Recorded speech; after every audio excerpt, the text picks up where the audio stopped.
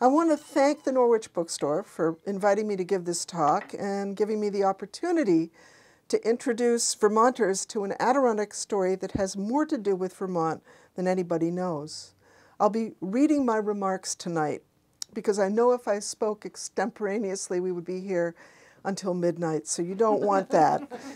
And bear with me, and forgive too the absence of a PowerPoint. It would be great if I had visuals to illustrate this story, but the homes and the barns and the fences of the people I'll be telling you about were ephemeral. Not one structure the black farmers built remains. No buildings, no artifacts either. Bad weather claimed the cabins and the neighbors got the stuff. Those remnant hand-forged nails and cedar shingles had good value. And as for pictures, the itinerant daguerreotyper who plied his delicate, exacting trade on this frontier, and there were several who went from hamlet to hamlet, would not have chosen to haul his gear and his chemicals and special chairs to rough-clad cabins in the woods, and the pioneers would never have squandered their few coins on such a frivolity. Decades after the black settlers touched down in the Adirondacks, some pictures do get taken, and they are in my book. Old men gazing wearily at a camera, not a child or a woman. Nothing in their garb or background that speaks of farming. All that effort, those brave hopes, long behind them. There are headstones bearing the names of the black settlers in a half-dozen Adirondack cemeteries, and the scrawled name of one pioneer on a beam in the attic of John Brown's home. But some old men, graveyards, and a faded name on a beam don't justify a PowerPoint. The visuals, I hope, you'll find in my words tonight, so they'll come to you up here. So let me invite you to begin with to imagine a gathering in Albany in the official New York State Assembly chamber in 1821, which is when I think this story actually starts, where from August to November, county delegates from all over New York State are debating the Second New York Constitutional Convention. At stake in these heated talks are the future rights of enfranchisement for the working poor. Prior to 1821, New Yorkers black and white have to show ownership of $100 in property to gain the right to cast a ballot. Poverty is penalized, but the penalty itself is colorblind. In 1821, this changes. The voting laws are racialized. Delegates will vote to jack up the property requirement for prospective black voters to $250. For poor white New Yorkers, the requirement is scratched. Lacking the right to self-representation, poor black men are made invisible, made mute. Why such a harsh, exclusionary restriction? The white delegates were looking down the road. In just 6 years, slavery in New York would be abolished and black people emancipated. And what did this portend? Would it expand a voting bloc that went for anti-slavery candidates and anti-slavery legislation? This could be bad news for business, for the stability of North-South relations, and maybe even the rule of white supremacy. Would black ballot holders, for instance, nominate themselves for office? Would they vote themselves the right to interracial marriage? The new property requirement of 1821 subverted and disabled a prospective lobby before it ever had a chance to form. And it would be another quarter century before it was revisited in the Third Constitutional Convention. That's a long time to wait for change, and equal justice advocates worked very hard in these intervening decades to urge the cancellation of this rule. They petitioned the Assembly, they gathered signatures for appeals, they pled their cause in anti-slavery newspapers and at black men's political conventions and suffrage meetings, to no avail. In 1846, at the next Constitutional Convention, white delegates again supported the restriction, and in November at the polls, New York voters came out in force in favor of the property restriction. Pro-slavery interests were ecstatic. Vermonters less enthralled. A dozen Vermont newspapers reported on this outcome. Interestingly, none but one or two with delight. Quote, "It is pitiable to see a great and magnanimous state depriving men of the right of suffrage on account of the color of their skin, the curl of their hair, and the conformation of their visage. Visage? What do you think? I'm not sure.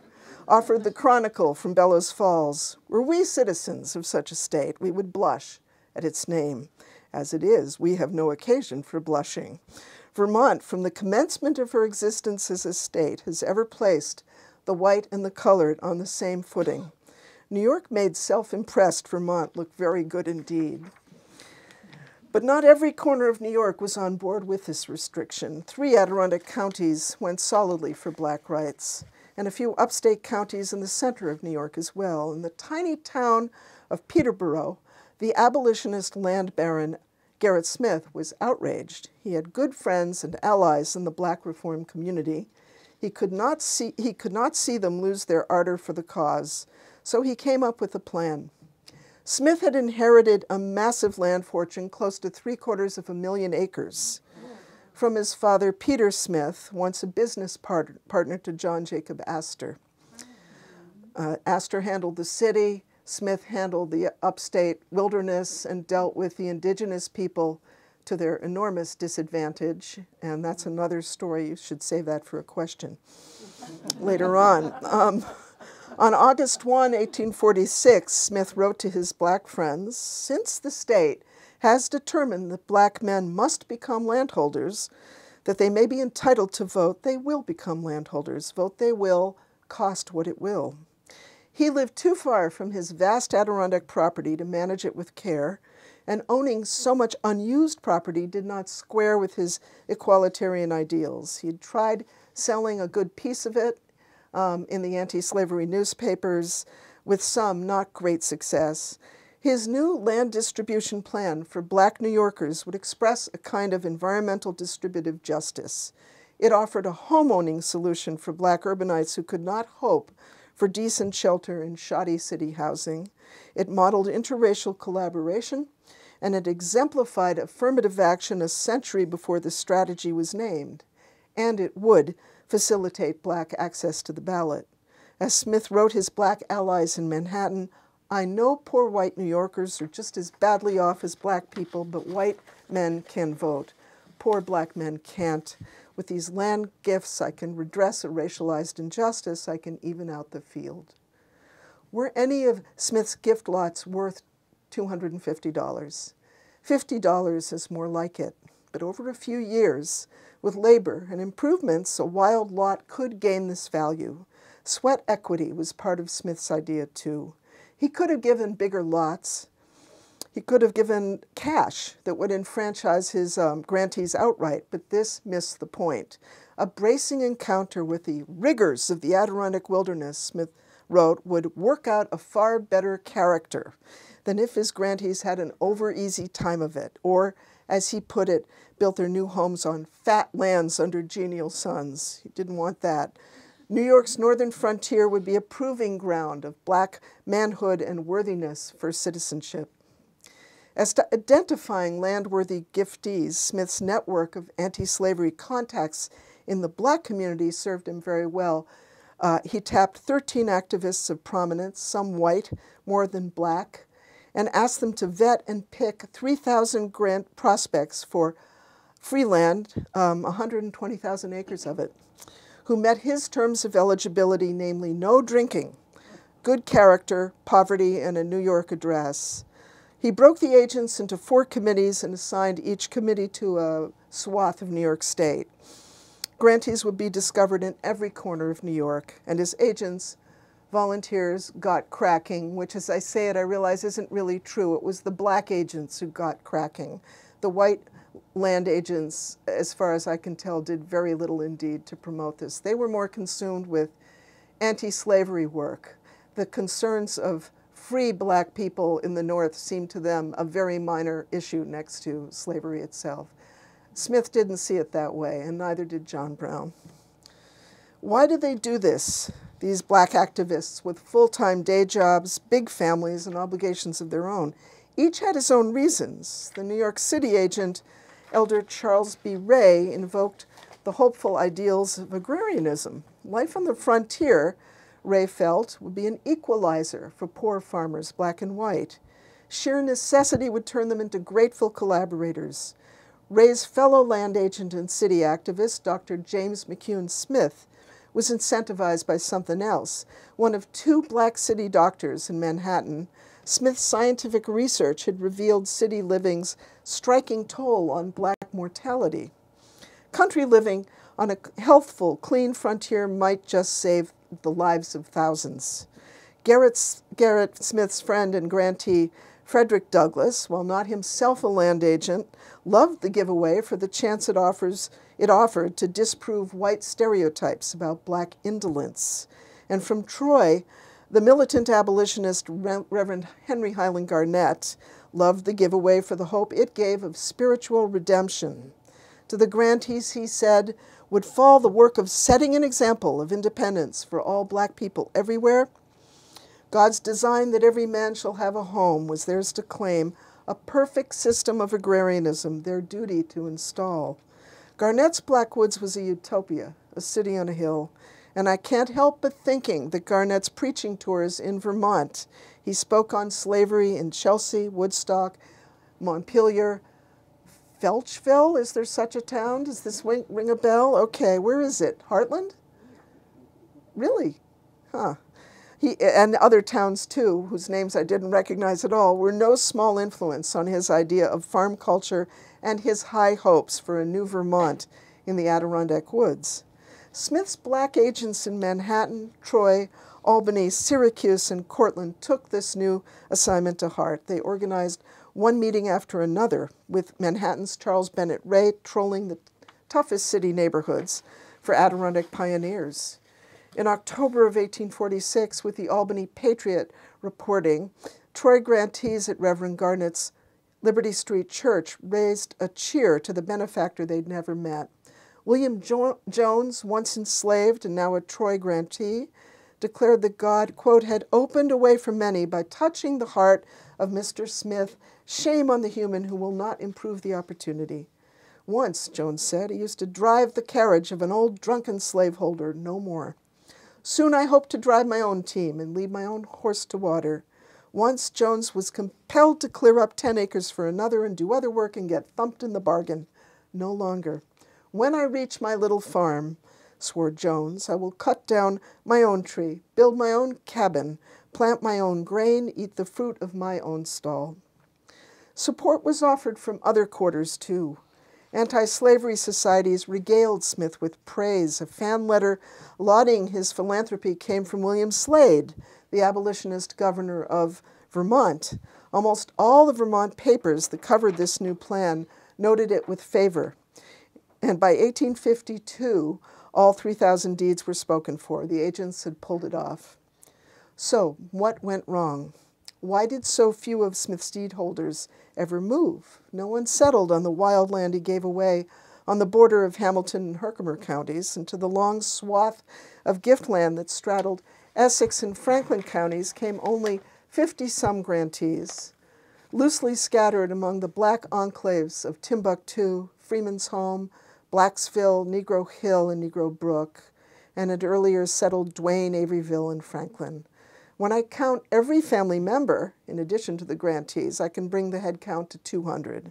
And when I include deedless settlers who came just because they really liked the sound of Smith's idea, and grantees who settled beyond the core neighborhoods, and freed people who came up after the Civil War with black and white friends they'd served with in various companies, I can nudge the number up to 250, but still, out of 3,000. No wonder the land baron moved briskly on to other projects and put his land giveaway behind him and would not talk about it until 1857, when the great editor Horace Greely pressed him to write frankly about what happened for the Tribune. Smith allowed he might have perhaps given land away where it was easier to farm. He conceded that.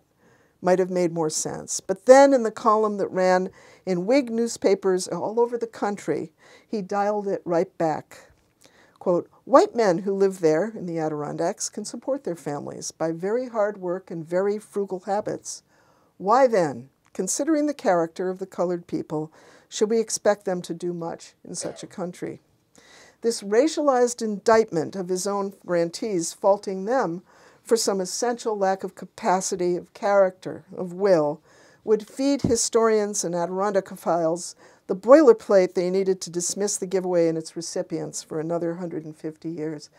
This was a part of my book I didn't anticipate writing about. I didn't know it was the truth until I started to research it. And then the history of the historiography of the book, how the story was represented, really became a force in its own right, because it did shape.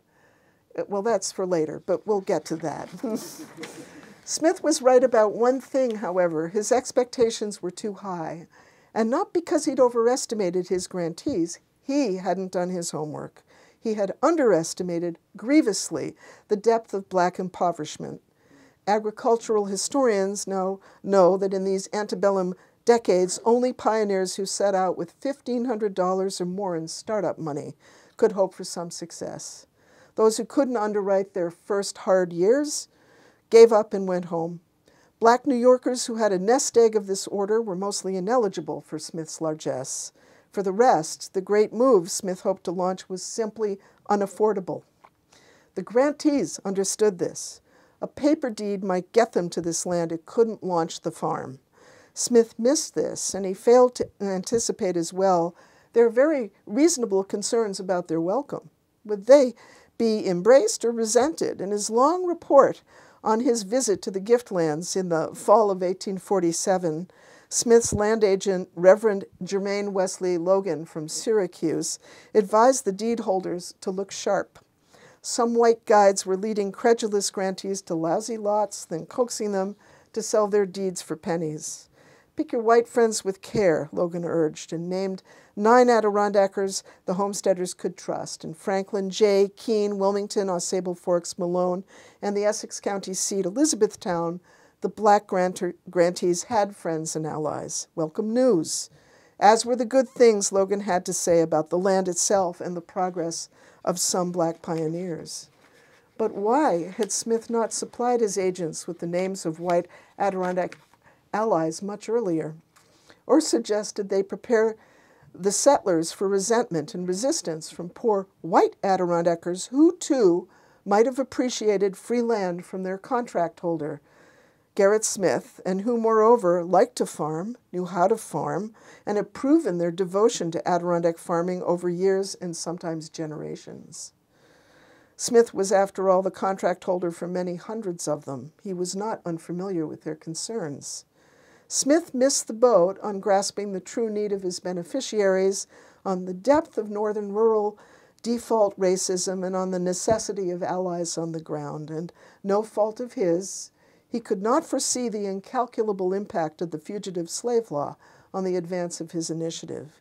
We can't know how many grantees might have come and didn't, because of worries about bounty-seeking white Adirondackers whose predatory vigilance the new law now rewarded. But people surely moved away on account of it, and some who planned to move to it stepped back, including William Jones of Troy, who had mused so eagerly about his gift lot just a year or two before. Jones was a fugitive. He would not risk re-enslavement. While Troy and Albany were beset by mobs, his city home nonetheless offered a kind of anonymity no black person in the all-white Adirondacks could hope to enjoy. And neither would any of Smith's black agents move north, though they toyed with the idea when they first got their deeds. After 1850, those who weren't themselves at risk for arrest and who hadn't made for Canada or England were too busy helping fugitives in their own cities to sample country life. So why do I count any part of Smith's great scheme of justice and benevolence, as he called it, a success? What about it possibly went right? In his view, nothing. Even when the black grantee John Thomas wrote him a long, revealing letter describing the profound impact Smith's philanthropy had on him, an ex-slave, a fugitive, now a successful farmer, a citizen, and a voter, Smith kept the letter, but he didn't answer it. He did not care to be reminded of the failed project. His interest stopped with his own foiled hopes. But ours doesn't have to. And when we focus on the ones who stayed, not the ones who left or never came, we find the fresh perspective. On this underpopulated frontier, whose settlements were just starting to take shape, a scattered influx of 200, 250 new community builders made a difference. They were needed, and they stepped up. Black pioneers brought their onions, maple sugar, and potatoes to local markets. They served as town appointees, fence watchers, overseers of roads, constables, and tax collectors, added their X's to petitions to the county for a better road. In North Elba, which some of you know as Lake Placid, the Troy grantee Lyman Epps co-founded 2 integrated churches. He and Annie sent their children to integrated schools. 3 Eppses were among the founders of the first Lake Placid Town Library. They launched a singing school and a church choir, were temperance zealots, and joined the local local chapter of the International Order of Good Templars. Lyman Epps guided sportsmen. He cut the first trail across Indian Pass. Brown's biographers acknowledge Epps for his close friendship with John Brown and note Brown's expectation, never gratified, that Epps would join his private war against the slave power in Kansas and Virginia. But Epps declined. He had his own kind of war on white supremacy to wage from his Adirondack home, challenging his neighbors' notions of black unfitness for this life with his own good farm, his name as a wolf slayer, his piety and civic zeal. And I should have mentioned, but didn't, that in 1849, Brown comes to the Adirondacks with help from Gerrit Smith to mentor the grantees in northern farming with his family, but leaves pretty soon after that to wage a bigger, tougher fight, as we all know, out west, which is why we know anything about this story today. We only know about it because of John Brown's fleeting presence on this frontier. If he hadn't been there, I wonder if we'd have the interest we have now, because so much was written about him and why he came. To the north, in St. Armand, I'm going back to talking about the black settlers now. The Hazard family would work 2 farms. Alex farmed and guided for guests of the acclaimed Adirondack innkeeper Paul Smith. He and his brother Charles Henry served on fire crews and town roads and helped to organize their community's first cemetery. In North Elba, Franklin, and St. Armand, poll lists and the census show black men voting, and early on. White Adirondackers backed up their black neighbors' claims for land redemption when the county started seizing poor farms for unpaid taxes, and black Adirondackers did the same for their white friends. A county historian relays the story of a bounty hunter tracking the black farmer, John Thomas, almost to the latter's farm in Franklin. Thomas had fled a brutalizing Maryland enslavement many decades before. But when Thomas's white neighbors informed the slave hunter that Thomas was armed and waiting for him, and they were on his side and would help him, the interloper fled. After the Civil War, white neighbors furnished testimony to assist black Adirondack veterans' bids for military pension justice. And the fervent, very detailed reports, the affidavits and the depositions deep in the National Archives offers yet more proof of a rough, imperfect social parity in this diversified frontier. Enabled by a frontier culture of shared need and dependency, this fragile parity was unimaginable in the towns and cities these settlers left behind. It would not outlive the demise of Adirondack subsistence farming. While farms consolidated, and now we're moving after the Civil War into the 1870s and beyond, to meet the demands of an emergent market, poor farms, white and black, were marginalized, out of step. Same thing happened here. As were poor people, period, I think, and here too. The self-providing backwoodsmen of mid-century were the progressive era's thriftless throwbacks. Travel writers, excursionists, and eugenicists hoped to scrub them from the view. At the heart of an emergent conservation discourse, which argued for the Adirondack Park, was the exaltation of environmental purity, of water, lakes, wildlife, native trees, and aboriginal views, and how predictable in an age of scientific racialism that this would oftentimes reflect a passion for genetic purity, racial purity, social cleanliness as well. And of course, this was a Vermont story, as you know, and you've all heard of the recent book that came out about this. It's quite interesting. Late 19th century county historians in New England and the Adirondacks put a proud and heavy premium on the purebred Anglo rootstock of the early pioneers. How did this play out on the ground? The new service economy that furnished Black Adirondackers with work when their farms became unsustainable in this new market economy, unkeepable, did get them work in hotel kitchens, laundries, delivery jobs, town dumps, but marked economic advancement favored no descendant of any of Smith's trailblazing pioneers, not in the late 19th century or the first decades of the next one. In that earlier, hard-hoping spell when Adirondack agriculture seemed to claim the region's destiny, Black farmers made Smith's scheme of justice and benevolence a workable reality, and more than this, claimed and reframed it to better represent their own ideas of how best to make it work for them. Examples. One Smith grantee, a good friend of the land agent Charles Ray, managed to secure a gift lot for his older brother while he was still enslaved. And while this brother, while eventually emancipated and a resident of New York, never moved to that land, his grown sons in the late 1800s, sharecroppers in Louisiana, did gain title to it on his death and were paid good money for it by an Adirondack developer. Were more lots than this one given to enslaved people on the pretext they were citizens of New York? The fellow who was given land was assigned to a county he never lived in. And I'm imagining it happened more than once. If it happened this time, there was no reason why it might not have happened more often. But another scholar will have to grab this ball and run with it. I'm done with that one.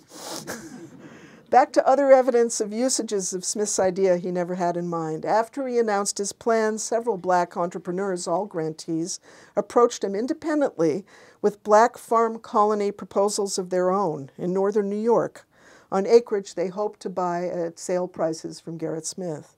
But Smith refused to take his sale land off the market while the speculators hoped to pursue investors, so these schemes came to nothing, with one exception. An Albany Black newspaper publisher and a Smith grantee did launch his own copycat farm colony west of the Adirondacks on the windy, snowy Tug Hill Plateau, and while it never thrived, some pioneers remained in Florence for 20 years. More critical than these ventures' successes or failures, however, is what they tell us about Black interest in claiming agency, their desire to script their own projects without white oversight or judgment. They didn't want Smith's handouts. They wanted something all their own. Flora Fry and Gouverneur, never mind. It's very hard to pronounce, right? I practiced and I still can't do it. West of the Adirondack wilderness, used her gift land, yes, Smith gave a handful of deeds away to women, to buy a house in her own town, which her family held for generations. Black speculators also took the land gifts in a direction Smith did not foresee. When deed holders let their land go for unpaid taxes and that land came up for sale, Black activists in New York City, Peekskill, and Syracuse, no less than white Adirondack speculators, indeed no less than Gerrit Smith himself, who was buying back land, rebought this land at auction. For hadn't Smith predicted the gift land would gain value, so hold on to it? He was right. When New York designated Adirondack rivers highways fit for floating logs to market, the price of woodland surged. And as more timbered land came up for auction, including lots once marked for Smith's grantees, Black speculators got busy. The land agent Charles Bennett Ray's many purchases of Adirondack gift land gave him the wherewithal to set up fugitives and safe houses, do his mission work in 5 Points, and preside at numberless Black rights conventions far from his Manhattan home. And the same thing went for Smith's Syracuse agent, Jermaine Logan, who had visited the land and warned the grantees about looking sharp, about crooks. The Adirondack land he bought and sold would subsidize the aid he and Caroline, his wife, gave to fugitives, and they gave a lot. They put up or took care of some 1,500 fugitives who streamed through their home in Syracuse, needing food, clothes, housing, and support. Smith hoped his grantees would hold on to the deeds for, at the least, the help they gave them at the ballot box, and he had no reason to suppose they did. But we know. A news piece in the New York Times in 1903 revealed that in 1870, a black reformer had bought, and a grantee, had bought 400 Adirondack gift deeds from grantees or their descendants to bequeath to his grown children on his death. Why 1870? Can anyone guess? This is the year, the New York Times reminds us, thank God for the Times, the 15th Amendment guaranteed voting rights to all male Americans without regard to race, color, or previous condition of servitude.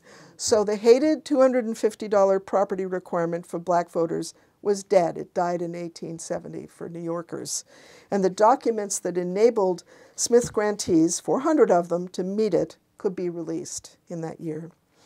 More ways Smith grantees put his plan to use in ways he never knew or rescripted to suit needs of their own, when they spurned his gift lots and held out for better pieces, which Smith gladly gave them when they asked, when they challenged Reverend Garnett's utopian fantasy of a perfect agrarianism and diversified their farming with guiding, trapping, hiring out, and day jobs at the new hostels and hotels, and when they ditched the Adirondacks for better farming prospects elsewhere. For notwithstanding the several Adirondack histories that suggested when Smith's grantee farmers left their patches, they drifted back to cities. Had to, didn't they? Never fit up here, not really, not their world. Several black pioneers who left the region still waved the old agrarian standard, but now it flew in Iowa, South Dakota, Saratoga, Middlesex, Vermont. And it wasn't they who gave up. It was history's concern with them when they left the Adirondack stage. These trajectories weren't defeats. They were aggressive and dynamic. They reflected the hope of a better chance, a richer opportunity, and they remind us how provincial a lococentric view of the grantees' movements could be.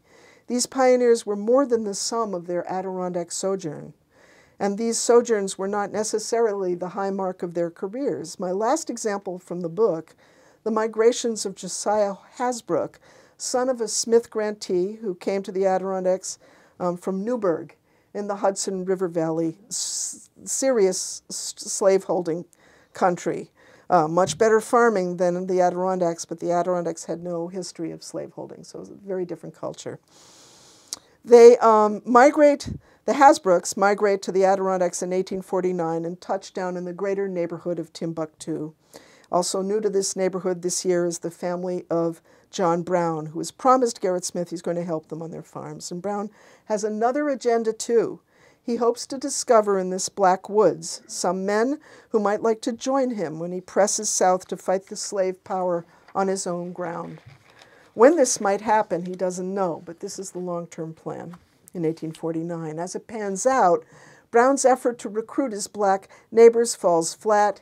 His sons step up, and a white neighbor's sons as well, but Brown's black neighbors, lacking Brown's widespread circle of abolitionist financial support, decline the honor of certain martyrdom when just getting by on this frontier is punishing enough.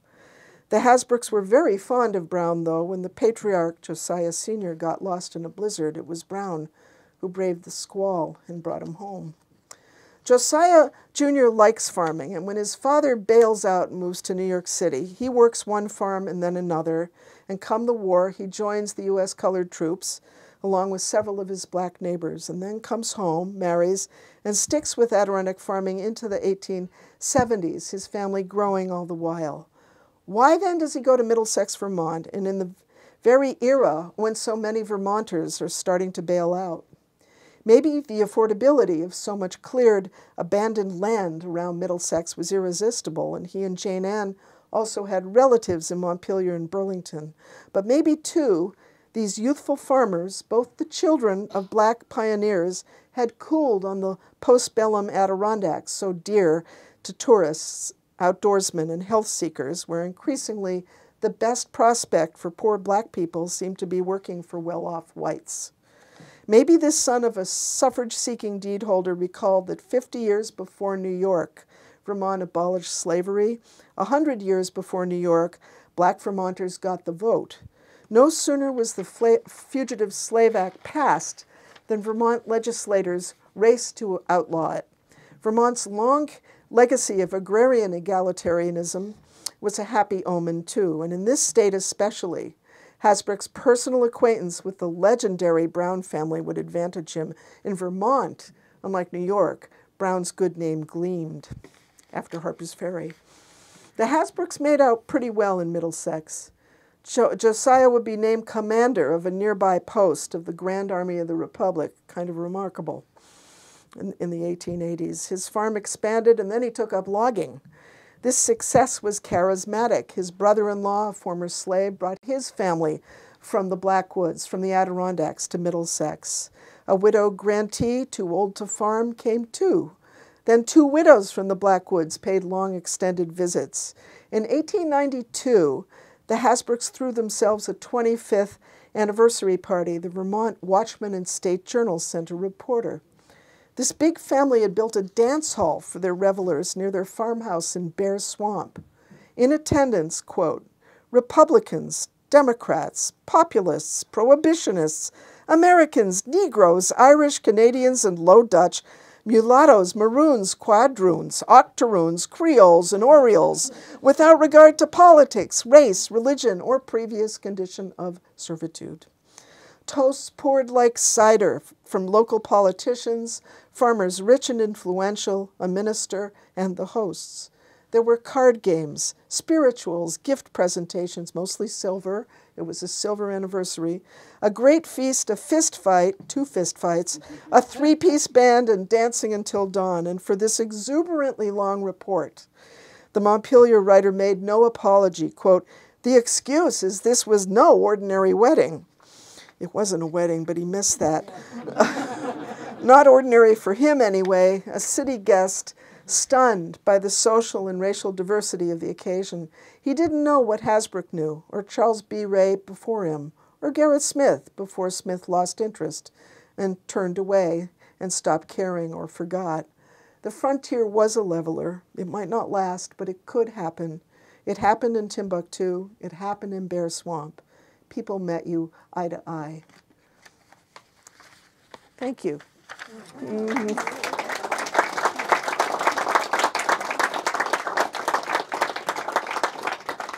I'm hoping there are questions, because they're often very good. Yeah.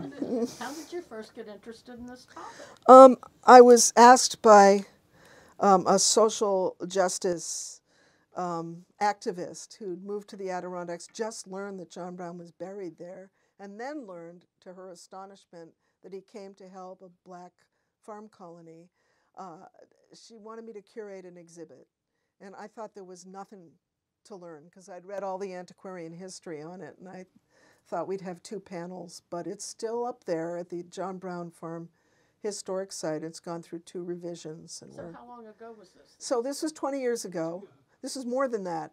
And it produced so much more material than I could put on the walls, on the panels of the exhibit. I thought I would have a 50-page pamphlet. So here we are.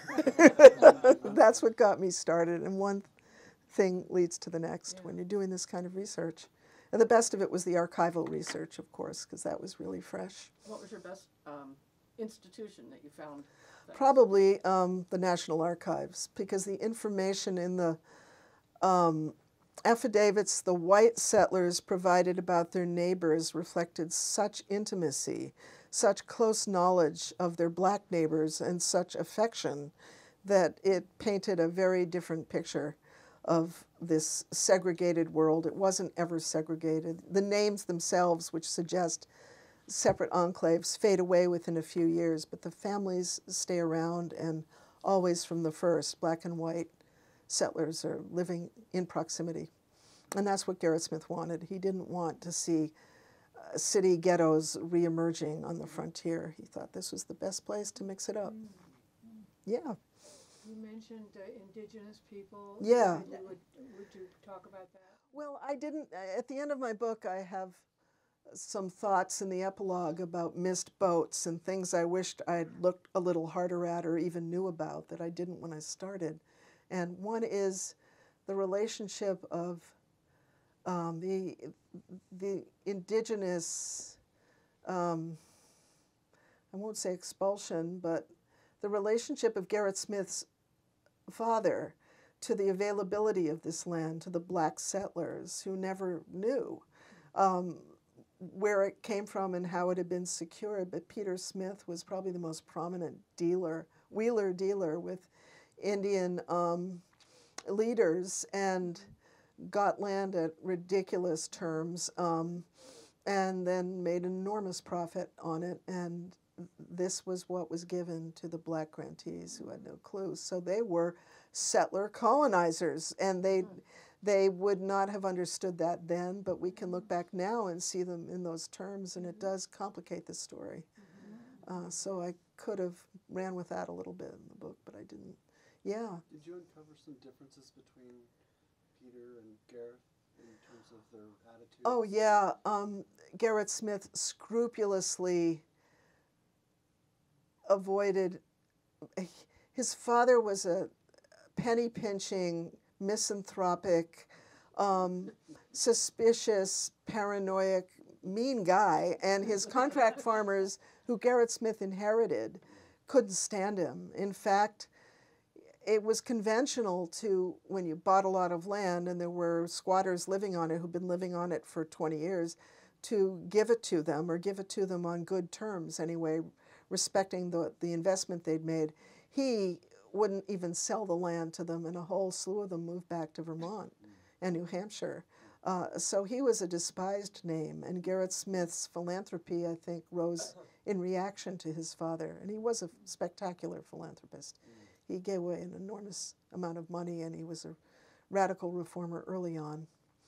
So yeah, there's a lot of Oedipal stuff in there and there's a historian who writes about this named Norm Dan, who approaches the Smiths through a sort of psychological vantage, which is very interesting, if you want to go further with that.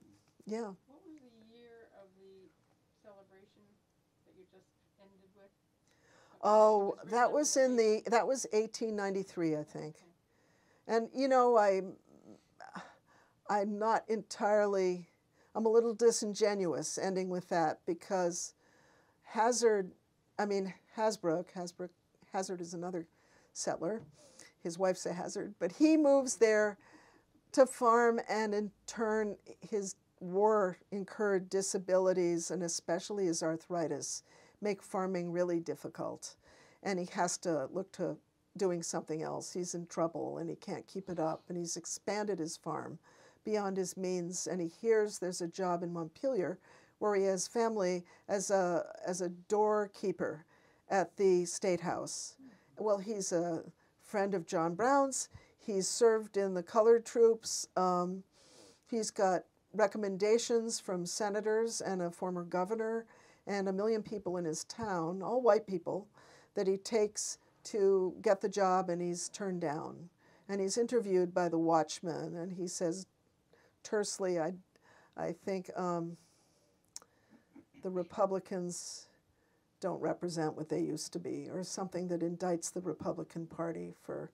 But this is a racialized era, and the sight of a black man opening and shutting the door in Vermont, State House especially, when Vermont is going gung-ho for racialized science and eugenics, would not have been a welcome thing.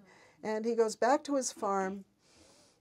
The bankruptcy hearings are on the horizon. He's in trouble financially, and he does what a lot of poor farmers who've overextended do in this era. He moves out of state where you can't be pursued by your creditors. He moves to Amherst, Massachusetts, and that's where the family lives out its days.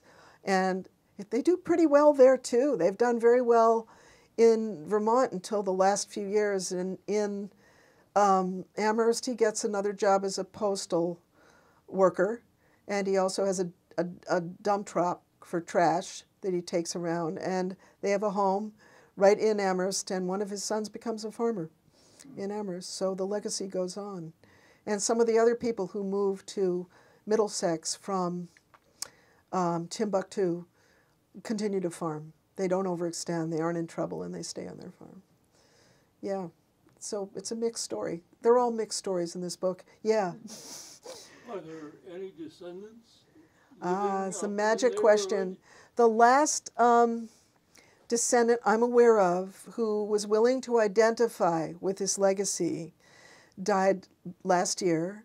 But I wouldn't say that anybody who stayed in the region who was descended of these grantees, and none of these people identify as black at this point, they identify as white, welcomed the connection with this story.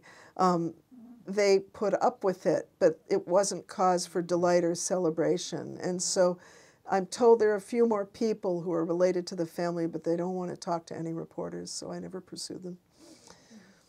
Yes. So you're intimating that there was some interracial absolutely among these yeah early settlers. and also as light-skinned blacks found themselves in the census described as white, they went with that when they had the opportunity to claim that identity. One grantee who has land in the Adirondacks, and he's a terrific farmer. Charles Ray is thrilled to get him on board. He farms in Flushing, and he goes up to check out his farm. It's lousy. Smith gives him another lot. It's good. But he moves to Michigan. He moves to Michigan because in Michigan he reinvents himself in terms of his Native American heritage, which is real enough. It's not confected. But he'd never privileged that in New York when he was an agent for the Colored American, and he went to black conventions, and he got a land gift for black New Yorkers. So he changes his identity, but that's not what you're asking about. You're asking about intermarriage. There's evidence of it. It's not unheard of, but those families live very much under the radar.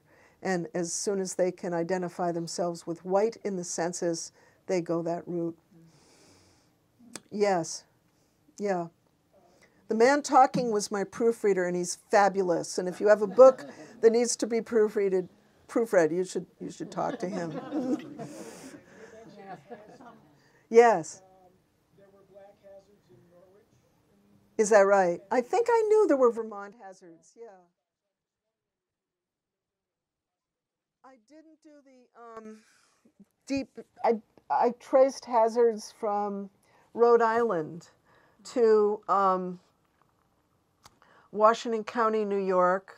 New England settled, and from there to the Adirondacks, and they also stay in Washington County. So there's a lot of crossfire there, and also in Granville, New York.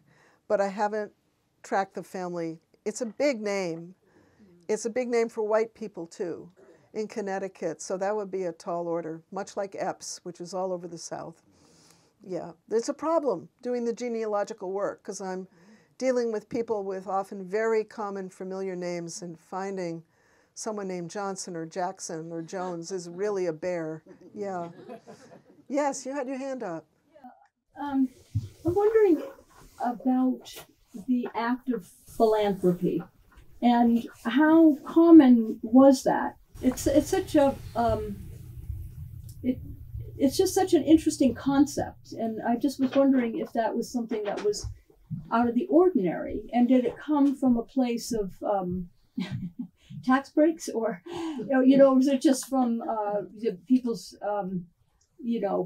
sense of Christianity, or being more moral minded, or do you have any thoughts on that at all? Well, yeah, it's interesting that at Smith's funeral, he dies in New York City, and his body is returned to Peterborough. But when black people visit, and it's flooded with black people, this is in 1874 when he dies, the reporter who comes said the people he talked to regarded him as the best friend black people ever had.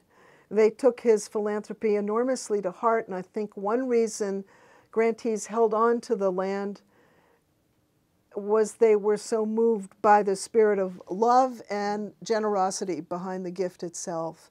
And I don't think we can underestimate that. It's really powerful. At the same time, I've pointed out all the ways this was a test case for all these future progressive movements. It also exemplifies the limits of a liberal project when it fails to walk every step of the way to track the full amount of what's really needed to make this work. And Smith went so far, but his imagination couldn't take him to do the full job. And I think he was really hobbled by a romantic idea about what the wilderness could do. He wanted to make it kind of tough. He didn't want to set them up with helpers. He didn't want to set them up with the money to tide them over.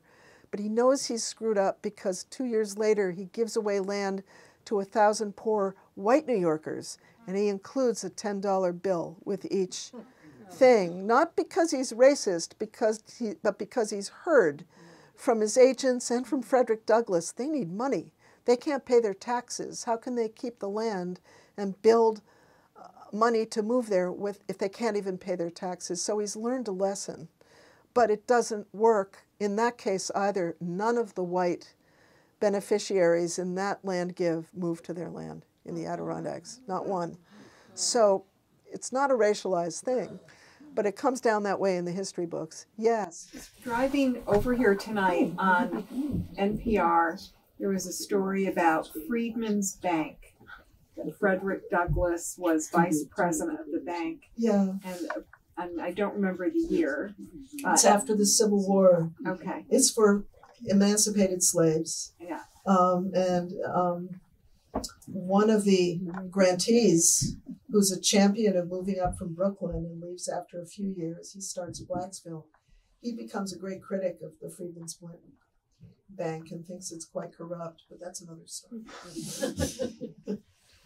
Yeah. So that was after the Civil War. Yes. And the story said that the black customers of the bank was way over leveraged, and the black customers started pulling their money out.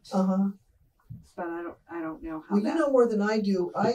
I cherish it because of what it told me about family connections. I could find names in the listings for the holders of money that were helpful to me when I was putting family things together. But what you're describing, I don't know. I didn't research that one. It's a good one. Yeah, someone else, sir. Yes, wonderful discussion. Can you speak a little bit more about the relationship perhaps between John Brown and Gerrit Smith? You know, John Brown, in his efforts, particularly to take the arsenal at Harper's Ferry, had considerable funding from a number of Massachusetts. Secret Six. The Secret Six, that's right. It's the name that comes into play after they disband, but that is the name they go by. Yeah. So how about Gerrit Smith with his wealth? Did he in any way interact with John Brown? Oh yes, he is a friend of John Brown and a champion till the end. But he has a private reaction. He's a bit fragile, and he was prone to what historians think was bipolar disorder. And he crashed when John Brown's arrested at Harper's Ferry and faces death, not least because he faces arrest as one of the implicated funders of John Brown, who's been giving his money since he first went to Kansas to make war on the pro-slavery settlers in Missouri, who were pouring into Kansas to occupy it and claim the majority for their side, just as the New England contingent is sending anti-slavery settlers in. So this is a war before the war that occurs in bloody Kansas. And Smith is delighted. He's by now moved on from Timbuktu, which has proven a bust in his book, and he wants to be where the action is. He wants to put his money where it can do visible good, and helping the new settlers move to Kansas is the first strike. He also runs and amazingly wins a congressional seat on an anti-slavery ticket, unheard of, and he goes to Washington and he pleads the cause of abolition to deaf ears. But the Southerners love him because he's so courtly and so warm and so pious, and they feel there's nothing political driving his abolitionism. It's truly spiritual, but he can't get anyone on board. And he's so frustrated because he's used to making things happen, writing checks from his land office near his home in this tiny town, and he goes back to it. And that's where he starts funding John Brown's efforts. John Brown's giving up on Timbuktu because he's not finding the crush of settlers that he can pick and groom fighters from. And the ones who are there, along with his white neighbors, are saying overwhelmingly, you can barely keep your farm going. you are broke all the time. You're constantly bankrupt and going to court. And why would we trust you to make war on the government, given this track record? I mean, this is a reading. I think historians have blamed the grantees for failing to do right by their race and join this cause and go to the West and to Harper's Ferry and other points and be part of this glorious band. They know what's coming, and they've sacrificed enough going up to the Adirondacks. Brown has the Secret Six backing him with their wallets, and they've ensured that his family and his wife will be okay if he gets killed or he's hanged or he's caught, that they will take care of the family. So there's a very different relationship to risk that the two worlds enjoy. Even on the frontier, John Brown is covered. His black neighbors aren't. Yeah. So here's all this prominence of Brown. When you were doing your research, did you have the feeling that after looking at the dog-eared Brown folder that had circulated 1,200 times, that you were maybe the first person to look into one of the neighboring folders about some of these other people and their correspondence? Well, the real challenge was getting through that and finding a fresh vantage on the story and not framing it through the terms of John Brown's residency, what he did for the grantees, what he didn't do, just get him out of the way and and it was almost a relief when he leaves the scene and I get to look at the people who stay and look at what they're doing on their own terms, and I'm not having to deal with 200 years of John Brown worship and hagiography and biography and analysis and criticism. It was such. I told my friend Martha Swan, who enlisted me for the exhibit, I'll do anything, but I'm not going to do John Brown. There's too much written on him, and he's so well known. But I couldn't resist him. He's part of this story. I can't leave him out. And he's the reason, frankly, as I said at the start, we know anything about it. It's because the fleeting interest historians took in it. Well, at least he was there. Good question, though. Yeah. Did Smith ever visit any of these pieces of land? It feels to me as if there's this incredible disconnect between how he envisioned the project in the first place and his complete lack of any kind of agricultural knowledge. He was not a farmer, you're right. And he did go in 1845 and made a tour of the North Country from Saratoga North all the way around the region. And he's struck by the beauty and what he assumes is the fertility. Of course, it's a very tricky thing to read the land in the spring in Keene in the Adirondacks. And he says, I think that's what gives him the idea for this. He goes and visits it, sees this land. He has anti-slavery people in every town, not a majority, maybe just one or two in each community.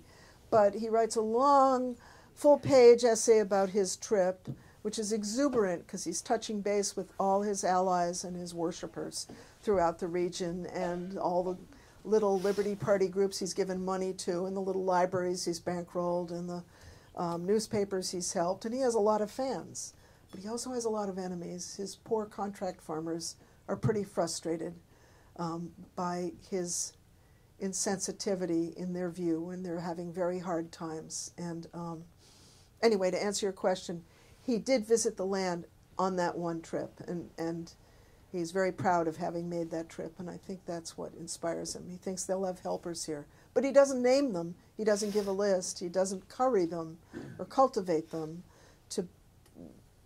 before. Maybe he knows something we don't know now about how their interests would stop if they actually had to help black settlers who were neighbors. I don't know. It's something to think of. It's a lot we don't know. We just have to guess. Yeah, this should probably be the last question because it's been a while. Yeah. I saw you interviewed on a PBS special on the same subject, and there's mention of an archaeologist looking into some of the area that these settlements were in, and it's I don't think the film really concludes with what was found. and she sort of goes into working on the John Brown farm site, the historic. Yeah, her name's Hadley Kruzik Aaron. She teaches at SUNY Potsdam, and she's been working on this for, I don't know, 15 years. She hasn't found anything. It's really frustrating because she's a really great archaeologist, and she brings students and she introduces them to the excitement of archaeology. She makes it thrilling. This is now a great department thanks to her. But she hasn't found anything, and she's switched her sites. She's not doing John Brown's farm. I think she's found another farm adjacent to where Lyman Epps got his land. She's rightly going after Lyman Epps, about whom we know more than we know about anybody who went up there. And she thinks he was farming on a land adjacent, so she's going to go for that. But 40 acres is a lot, and it's really tough to locate where the farmhouse was, where was the dump, where was the midden, where this stuff collects. So it's been a struggle, and I salute her. Yeah, I'm glad she was featured in that film. It's called Searching for Timbuktu. And it's a good movie. I think you can see it online. Yeah. All right. Well, thank you a million. Great questions.